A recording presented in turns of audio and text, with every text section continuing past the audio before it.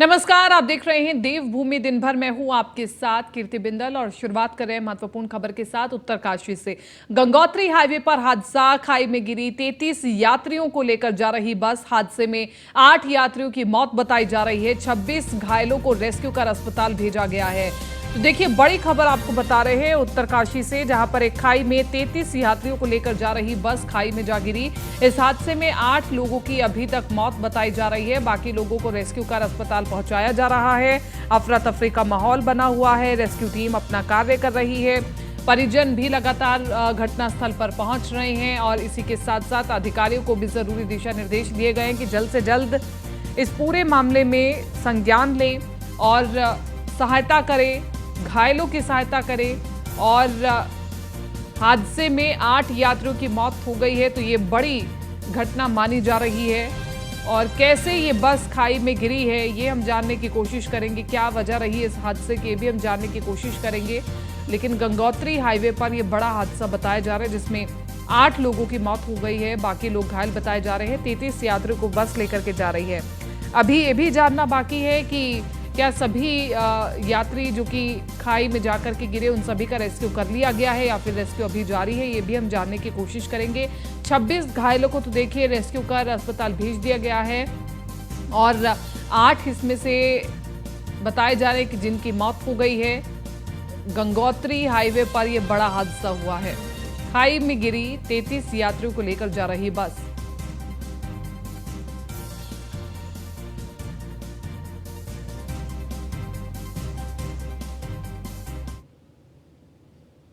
और वही हादसे को लेकर के सीएम धामी ने ट्वीट कर लिखा, और ये ट्वीट लिखा है मुख्यमंत्री पुष्कर धामी ने, जो कि आपको दिखा रहे हैं इस वक्त आपकी टीवी स्क्रीन पर।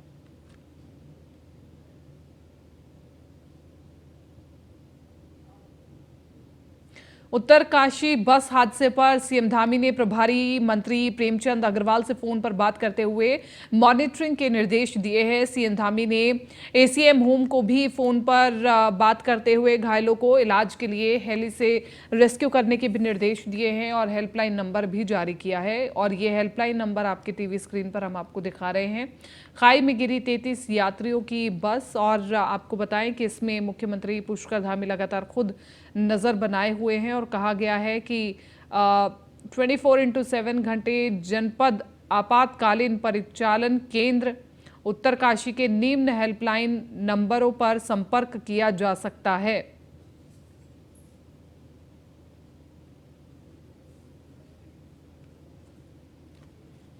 सीएम पुष्कर सिंह धामी दिल्ली दौरे पर हैं और इस दौरान उन्होंने केंद्रीय नेताओं से मुलाकात की। इसके साथ ही सीएम धामी इस साल दिसंबर में प्रस्तावित इन्वेस्टर समिट के लिए समर्थन जुटाने की कोशिश भी कर रहे हैं। ऐसी संभावना है कि कुछ बड़े इन्वेस्टर्स के साथ सीएम पुष्कर सिंह धामी सोमवार को दिल्ली में मुलाकात करेंगे। इन मुलाकातों से इन्वेस्टर समिट में आने वाले निवेश की तस्वीर साफ हो सकेगी।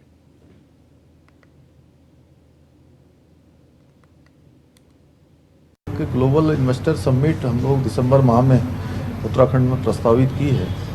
उसके संबंध में भी चूँकि कुछ उद्योग समूह के लोगों के साथ अन्य जो हमारे ऐसे संगठन जो लगातार उद्योग के क्षेत्र में निवेशकों को विभिन्न क्षेत्रों में जाने के लिए प्रेरित करते हैं, उन सभी के साथ बैठक है। और उत्तराखंड चूँकि आज निवेशकों के लिए एक आकर्षक निवेश का स्थान बन गया है, वहाँ की हमने जो पॉलिसी है, इंडस्ट्री की पॉलिसी है, एमएसएमई पॉलिसी है, टूरिज्म पॉलिसी है, इन सभी पर हमने बहुत सारा विचार करने के बाद जो उसका सबसे अच्छा रास्ता हो सकता है, सरल रास्ता हो सकता है, हाइड्रो की पॉलिसी है, सौर ऊर्जा की नीति है, उन सभी को हमने संशोधित भी किया है। और जो उद्योग समूह के लोग हैं उनके साथ बात करने के बाद उनके जो सुझाव थे, उन सुझावों को भी अमल में लाए हैं। देहरादून में हमने इसकी बैठक की है, सभी के सुझाव लिए हैं, यहाँ भी करेंगे। उसके बाद देश के अन्य स्थानों पर हरिद्वार में गढ़वाल कमिश्नर विनय शंकर पांडे ने आला अधिकारियों के साथ कानून व्यवस्था और अन्य विभिन्न मुद्दों को लेकर बैठक की। बैठक में विकास कार्यों को लेकर चर्चा की गई। साथ ही कावड़ मेले, कलियार मेले और बेलड़ा प्रकरण को लेकर विस्तार से चर्चा हुई। गढ़वाल कमिश्नर विनय शंकर पांडे ने अधिकारियों ने बताया कि उनके द्वारा जिले के विकास कार्यों, लॉ एंड ऑर्डर को लेकर सूक्ष्म बैठक की गई है, जिसमें सावन माह के लंबा होने के चलते अभी कावड़ियों की व्यवस्थाओं और कलियर शरीफ मेले पर चर्चा की गई। इस दौरान उन्होंने बताया, पिछले दिनों जिले में भारी बारिश के चलते हालात खराब रहे, लेकिन अब हालात सामान्य हो रहे हैं। उन्होंने कहा सभी अधिकारियों को जिले के विकास कार्यों में तेजी लानी चाहिए। उन्होंने ये भी बताया कि बैठक में बेलड़ा प्रकरण को लेकर भी चर्चा की गई है। प्रशासन, शासन इस पर नजर बनाए हुए हैं, सही समय पर सही निर्णय लिया जाएगा। सीनियर ऑफिसर्स हैं, उनके साथ जनपद हरिद्वार के कुछ विकास संबंधित कार्यों के बारे में और लॉ एंड ऑर्डर के सिचुएशन को लेकर एक बैठक की है। और बैठक संक्षिप्त थी। गवर्नमेंट ऑफ इंडिया की टीम आई थी और वो एक पूरा सर्वे करके यहाँ से गई हुई है और उनकी क्या रिकमेंडेशन आती है उसके बेसिस पे हाँ ये सही है कि जो तात्कालिक सहायता दी जा सकती थी जिला प्रशासन से, राज्य सरकार की ओर से, वो सब मुहैया करा दी गई उनको।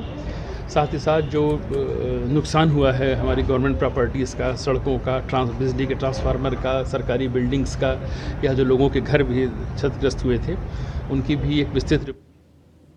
उत्तराखंड में भू अध्यादेश और यूसीसी को लेकर के प्रदेश सरकार ने अपने कदम काफी आगे बढ़ा दिए हैं। प्रदेश में यूसीसी को लेकर के गठित की गई कमेटी ने अपनी रिपोर्ट तैयार कर ली है और जल्द ही ये रिपोर्ट मुख्यमंत्री पुष्कर सिंह धामी को सौंप दी जाएगी। वहीं भू अध्यादेश को लेकर भी प्रदेश में लंबे समय से मांग चली आ रही है कि इसको लेकर सरकार सकारात्मक कदम उठाए। प्रदेश के कैबिनेट मंत्री प्रेमचंद अग्रवाल ने कहा कि यूसीसी को लेकर सरकार ने कदम काफी आगे बढ़ा दिए हैं और जल्द ही इसके रिजल्ट भी सामने आएंगे। वहीं उन्होंने भू अध्यादेश को लेकर भी कहा कि प्रदेश में इस समय जो स्थिति दिख रही है उसके तहत प्रदेश में भू अध्यादेश को शीघ्र लागू करना बहुत जरूरी हो गया है। प्रदेश पहला प्रदेश होगा देश का जो इस प्रकार का कदम बढ़ा रहा है, कानून ला रहा है और बहुत जल्द उसमें हम लोग सरकार की ओर से मैं कह सकता हूँ बहुत जल्द उस पर निर्णय होने वाला है। और इसी प्रकार भू अध्यादेश जिसकी हम बात कर रहे हैं, चूँकि हमारे यहाँ की जनता की भी मांग है और जरूरी भी है, ये मुझे लगता है कि आज इसकी आवश्यकता भी लगती है। जो हालात मैं देख रहा हूँ, ऐसी स्थिति में जो प्रस्ताव हमें मिला है, सरकार को मिला है, वो परीक्षण के उपरांत उस पर भी हम एक कड़ा भू कानून लाने की स्थिति में है। हमारा बेरोजगार संघ के अध्यक्ष बॉबी पवार ने प्रेस कॉन्फ्रेंस कर उत्तराखंड स्वास्थ्य महकमे पर बड़े सवाल खड़े किए हैं। बॉबी पवार का कहना है कि अभी हाल ही में स्वास्थ्य विभाग द्वारा एनेस्थीसिया वर्क स्टेशन की मशीनें खरीदने के लिए टेंडर जारी हुए थे, जिसमें कि उत्तर प्रदेश से black listed company allied medical limited को टेंडर सौंपा गया है। इसके साथ ही पवार ने यह भी बताया कि इस कंपनी द्वारा एनेस्थीसिया वर्क स्टेशन की मशीनें भारत के कई राज्यों में दी गई हैं, जिनकी कीमत लगभग 11 लाख से 17 लाख के बीच है। लेकिन उत्तराखंड में इन मशीनों की कीमत 59 लाख रुपए भरी गई है, जो कि अन्य प्रदेशों की अपेक्षा लगभग 45 लाख रुपए से ज्यादा है। इसलिए उत्तराखंड बेरोजगार संघ ने मांग की है कि जल्द से जल्द इस टेंडर प्रक्रिया को निरस्त किया जाए। जब यहाँ की जो कीमत है, जो उत्तराखंड सरकार की जो कीमत है, जो मशीनों को खरीदने की कीमत है, मैंने अभी कहा था कि एक कंपनी द्वारा विभागीय अधिकारियों को, विभागीय मंत्री को फायदा पहुंचाने के लिए, करोड़ों रुपए फायदा पहुंचाने के लिए इन लोगों ने उस कंपनी को टेंडर दिया और उस कंपनी ने एक मशीन की कीमत 59,99,700 रुपए, 777 रुपए रखी है, मतलब 60 लाख रुपए। जो मशीन लगभग एवरेज 15 लाख में पर पूरे देश के अनेकों राज्यों में खरीदी जा रही है, अनेकों राज्यों की सरकारों द्वारा खरीदी जा रही है लगभग 15 लाख रुपए में, उसी मशीन को अगर उत्तराखंड सरकार 60 लाख में खरीदे तो उत्तराखंड के जनता का ये टैक्स के पैसे का जब यहाँ बागेश्वर उपचुनाव को लेकर के कांग्रेस ने 40 स्टार प्रचारकों की सूची जारी कर दी है। सूची में पूर्व मुख्यमंत्री हरीश रावत, कांग्रेस प्रदेश अध्यक्ष करण माहरा, नेता प्रतिपक्ष यशपाल आर्य समेत तमाम नेताओं को शामिल किया गया है। ये नेता कांग्रेस प्रत्याशी बसंत कुमार के समर्थन में जनता से वोट मांगेंगे। इसके अलावा कांग्रेस के प्रदेश अध्यक्ष करण माहरा, नेता प्रतिपक्ष यशपाल आर्य, पूर्व प्रदेश अध्यक्ष प्रीतम सिंह, पूर्व प्रदेश अध्यक्ष गणेश गोदियाल, पूर्व कैबिनेट मंत्री हरक सिंह रावत, पूर्व विधायक काजी निजामुद्दीन और पूर्व राज्यसभा सांसद प्रदीप टमटा बागेश्वर उपचुनाव को लेकर कांग्रेस के प्रत्याशी के समर्थन में जनसभाएं करेंगे।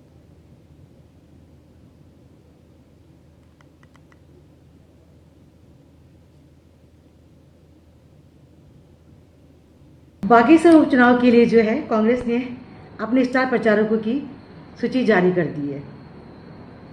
उसमें हमारे जो संगठन के जो अध्यक्ष हैं और बड़े शीर्ष नेता हैं, उनकी सूची के साथ साथ हमारे जो है प्रभारी देवेंद्र यादव जी, कर्ण महाराज जी, यशपाल आर्य, नेता प्रतिपक्ष पूर्व मुख्यमंत्री हरीश रावत जी, पूर्व नेता प्रतिपक्ष प्रीतम सिंह जी और सभी विधायकगण, सबको उसमें सम्मिलित किया गया है। अब सारे के सारे हमारे नेता जो हैं बागेश्वर में जा रहे हैं ताकि हम विजय हासिल कर सकें और हमारे कार्यकर्ता, हमारे सारे नेता सब एकजुट होकर के वहां पे चुनाव लड़ रहे हैं। बागेश्वर उपचुनाव। हरिद्वार सांसद रमेश पोखरियाल निशंक ने रुड़की में प्रेस कॉन्फ्रेंस की। निशंक ने कहा कि बीजेपी के 9 साल कांग्रेस के अब तक के कार्यकाल पर भारी हैं। बीजेपी के राज में आज तेजी से सड़कों का जाल देश में बिछ रहा है। प्रधानमंत्री आवास योजना, जनधन योजना, प्रधानमंत्री किसान सम्मान निधि समेत अनेक योजनाओं का जनता को लाभ मिल रहा है। 2018 में विपक्ष अविश्वास प्रस्ताव लाया था। इसके बाद 2019 के चुनाव में बीजेपी को कड़ी और बड़ी जीत मिली थी। 2023 में भी अविश्वास प्रस्ताव लगाया गया है। अब 2024 में भी बीजेपी की बड़ी जीत होगी।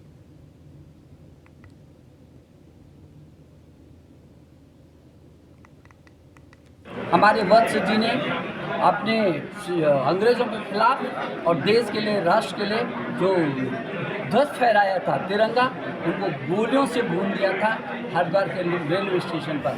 हमारे इनके गांव, हमारे जिला पंचायत अध्यक्ष जी का जो गांव है मानकपुर, वहाँ से फतेह सिंह और उराव सिंह कहाँ जाकर के उनको फांसी की सजा दी गई थी। ऐसे जुनूनी लोग हमारे जिले में रहे और इसलिए हमारा पूरा जिले में इस समय ये वातावरण है, मेरी नाटी मेरा। केंद्रीय रक्षा राज्य मंत्री अजय भट्ट ने नैनीताल के कैला खान क्षेत्र में सेना की भूमि पर प्रस्तावित कार पार्किंग निर्माण स्थल का निरीक्षण किया। इस दौरान उन्होंने कहा कि जल्द ही देश भर में कैंटोनमेंट बोर्ड को नगरपालिका और नगर निगमों में शामिल कर लिया जाएगा। इसके अलावा अतिक्रमण के नाम पर प्रदेश भर में किसी के साथ अन्याय नहीं होगा। इसके लिए हाईकोर्ट में विशेष अपील दायर की जाएगी। सांसद अजय भट्ट ने कहा कि बीते कई सालों से कैला खान के पिगरी क्षेत्र में कार पार्किंग निर्माण की मांग हो रही थी। ऐसे में कार पार्किंग के प्रस्ताव पर सरकार ने अपनी संस्तुति दे दी है। जल्द ही क्षेत्र में करीब 1000 वाहनों के लिए कार पार्किंग निर्माण का काम शुरू किया जाएगा। पार्किंग निर्माण को लेकर रक्षा मंत्रालय, वन विभाग समेत अन्य विभागों ने संयुक्त सर्वे कर लिया है। पार्किंग निर्माण के दौरान करीब 50 से ज्यादा पेड़ों को काटा जाएगा। पेड़ों के कटान की अनुमति के लिए प्रस्ताव बनाकर केंद्रीय पर्यावरण एवं वन मंत्रालय को प्रस्ताव भेज दिया गया है। मंत्रालय से संस्तुति मिलने के बाद कार पार्किंग निर्माण का कार्य शुरू कर दिया जाएगा। पार्किंग निर्माण के बाद कैंटोनमेंट बोर्ड को राजस्व की प्राप्ति होगी।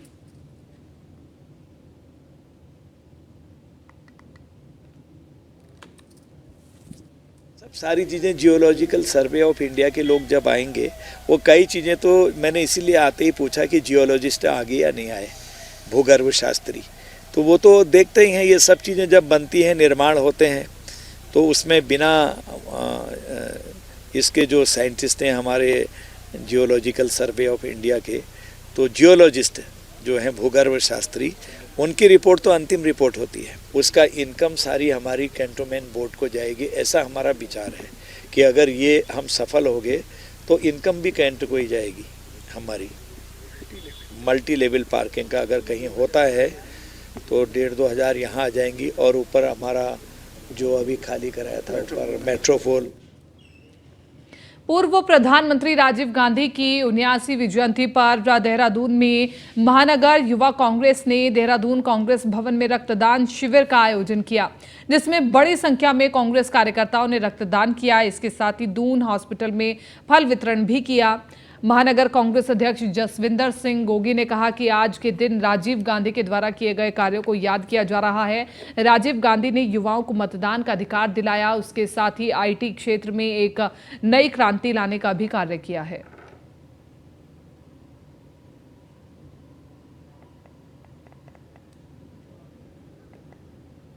राजीव जी का जो कार्यकाल भी रहा है और राजीव जी ने जो काम किए हैं, आज उन काम को हम लोग याद कर रहे हैं। भले वो पंचायती राज को लेके हो, जो उन्होंने पावर्स दी प्रधानों को, और युवाओं को जो मत का अधिकार देने का काम किया, और साथ साथ आईटी सेक्टर में जो क्रांति लाए, ये सब राजीव जी की देन है।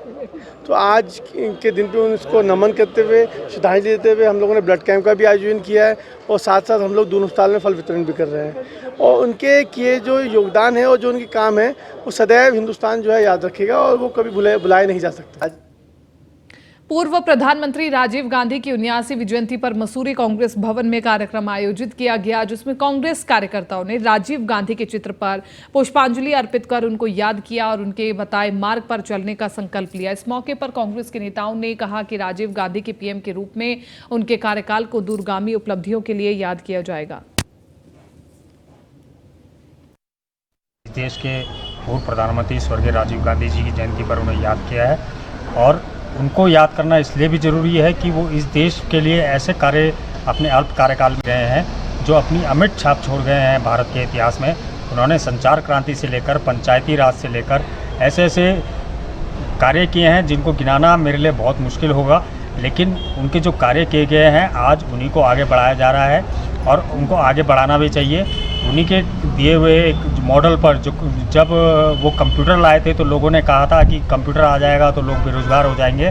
तो आज देख रहे होंगे कि आज जो भारत की स्थिति है, आज इसी कंप्यूटर की वजह से कितने ही युवाओं को और कितने ही लोगों को। उनका जन्मदिवस है और उनका जन्मदिवस मनाने के लिए हम सब यहाँ एकत्र हुए थे, और मैं ये कहना चाहूँगी कि ऐसी शख्सियत जिन्होंने कि एक राजसी परिवार में जन्म लिया और जो कि राजनीति में थे भी नहीं, वो एक पायलट थे, परंतु उसके बाद उनको राजनीति में आना पड़ा अपनी माताजी की मृत्यु के बाद, और उन्होंने थोड़े ही समय में देश को ऐसी ऊंचाई पर पहुंचाया कि हम उसको आज तक याद करते हैं। पूरे देश का नाम हमारे विश्व भर में रोशन किया है। उनको सूचना क्रांति का दाता और युवाओं को 18 वर्ष की उम्र में वोट देने का अधिकार, पुरानी पेंशन बहाली की मांग को लेकर के 1 अक्टूबर को दिल्ली में शंखनाद महारैली का आयोजन किया जाएगा। 1 अक्टूबर 2005 को ही पुरानी पेंशन बंद कर दी गई थी। पुरानी पेंशन बहाली की मांग को लेकर कर्मचारी सांसदों के आवास पर घंटी बजाओ कार्यक्रम चला रहे हैं। इसी के तहत कर्मचारियों ने देहरादून में हरिद्वार सांसद डॉक्टर रमेश पोखरियाल निशंक के आवास पर घंटी बजाओ कार्यक्रम चलाया, और इसके बाद 1 अक्टूबर को दिल्ली में शंखनाद महारैली निकाली जाएगी। पुरानी पेंशन बहाली को लेकर कर्मचारी नेता संगठन के प्रदेश अध्यक्ष जीत मणि पेन्यूली ने कहा कि उत्तराखंड में सांसदों के आवास पर घंटी बजाओ कार्यक्रम चला करके पुरानी पेंशन बहाली के लिए दबाव बनाया जा रहा है। उन्होंने कहा कि जब सांसद और विधायक एक साथ कई पेंशन ले रहे हैं तो कर्मचारी आखिर पेंशन से वंचित क्यों हैं? देखिए, लोकतंत्र में हमारे पास यही तरीका है कि बार बार आंदोलनात्मक कार्य प्रदर्शन करते रहे, और अभी आपने देखा राजस्थान, छत्तीसगढ़, झारखंड, पंजाब एवं हिमाचल पुरानी पेंशन बहाल हो चुकी है, कर्नाटक में होने वाली है, और ये सरकारें भी समझ रही है कि जिस तरह से यदि कर्मचारियों को अनदेखा किया गया तो इसके दुष्परिणाम उनको देखने को मिलेगा। और मैं समझता हूँ कि सरकार के जो राजनीतिक पंडित होंगे, राजनीतिक सलाहकार होंगे, वो समय रहते हुए सही सलाह देंगे और पुरानी पेंशन बहाल कराएंगे। जिलाधिकारी नैनीताल वंदना सिंह ने कालाढूंगी तहसील के आपदा प्रभावित क्षेत्रों और विभिन्न विकास परियोजनाओं का स्थलीय निरीक्षण किया। इस दौरान जिलाधिकारी ने देवलचौड़ गांव में जल जीवन मिशन के तहत निर्माणाधीन नलकूप, वैकल्पिक धापला मार्ग, mini stadium, Kaladhungi iron foundry और सिंचाई नहर योजनाओं का निरीक्षण करने के साथ ही GIC पवलगढ़ में जनसुनवाई आयोजित कर जनता की समस्याएं सुनी और अधिकतर का मौके पर निस्तारण किया। इस मौके पर कई अफसर मौजूद रहे।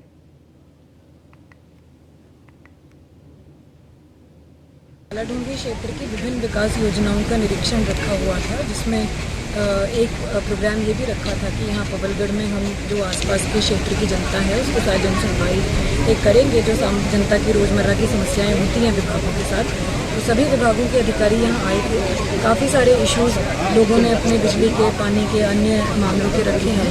जो भी संबंधित विभागों के अधिकारी यहाँ हमारे साथ थे, उनको निर्देश दिए हैं तत्काल समाप्त। कालाढूंगी में जो स्टेडियम का इशू चल रहा है वो फॉरेस्ट लैंड ट्रांसफ़र में केस अभी वर्तमान में है, लेकिन फॉरेस्ट की जो उसमें लैंड है वो बहुत छोटा सा पैच है। इस प्रकार का कोई विवाद। मौसम विज्ञान केंद्र देहरादून ने एक बार फिर उत्तराखंड में बारिश को लेकर अलर्ट जारी किया है। मौसम विभाग ने 21 और 22 अगस्त तक प्रदेश के कुछ जिलों में भारी बारिश की आशंका जताई है। मौसम विज्ञान केंद्र देहरादून की तरफ से जो पूर्वानुमान जारी किया गया है उसके मुताबिक 21 अगस्त को कई जिलों में मूसलाधार बारिश हो सकती है। देहरादून, पौड़ी, नैनीताल, चंपावत और बागेश्वर जिलों में 21 अगस्त को भारी से भारी बारिश देखने को मिल सकती है। इसी तरह हरिद्वार, पिथौरागढ़, चमोली और टिहरी जिलों को भी मौसम विभाग ने अलर्ट पर रखा है। मौसम विभाग के अनुसार 22 अगस्त को प्रदेश के ज्यादातर जिलों में बारिश की एक्टिविटी बनी रहेगी, लेकिन 23 अगस्त को प्रदेश में बारिश की लाइट टू मॉडरेट एक्टिविटी रहने की संभावना है। मौसम विभाग ने 25 अगस्त के बाद बारिश की एक्टिविटी कम होने की संभावना जताई है।